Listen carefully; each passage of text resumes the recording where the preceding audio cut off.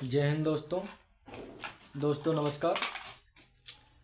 मैं हरदोई ज़िले का रहने वाला हूँ और हरदोई की धरती पर ही पला बड़ा हूँ। और मैं हरदोई के युवा और नौजवानों से कहना चाहता हूँ कि महंगाई जो है चरम सीमा के ऊपर बढ़ रही है और बेरोजगारी फैली हुई है।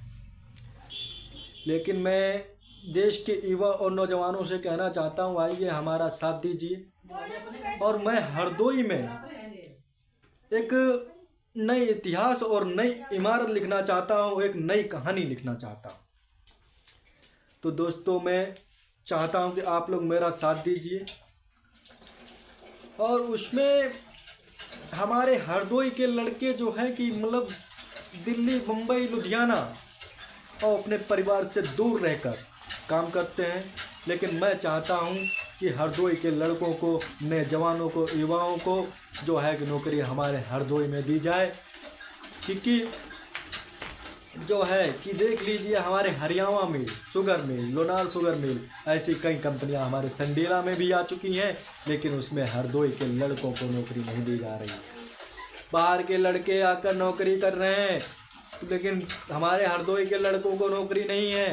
क्योंकि हमारे कई युवा जवान ऐसे पढ़े हैं जिन्होंने बीकॉम, बीएससी, बीटीसी कर रखी है, डिग्रियां तो ले ली, लेकिन नौकरियां नहीं मिल रही हैं। तो मैं चाहता हूं कि ऐसी कंपनियों में जितनी भी वैकेंसी पढ़ी लिखी आई हैं, इसमें हमारे हरदोई के लड़कों को, नौजवान युवाओं को नौकरियां दी।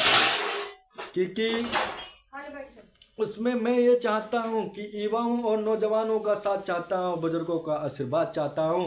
क्योंकि आए हमारे साथ में एक बार कंधे से कंधा मिलाकर चलने का काम करें। मैं गारंटी देता हूं कि आने वाले समय में आपके मान और स्वाभिमान पे आँच आएगी। आपका ये भाई आपके स्वाभिमान को बचाने का काम करेगा।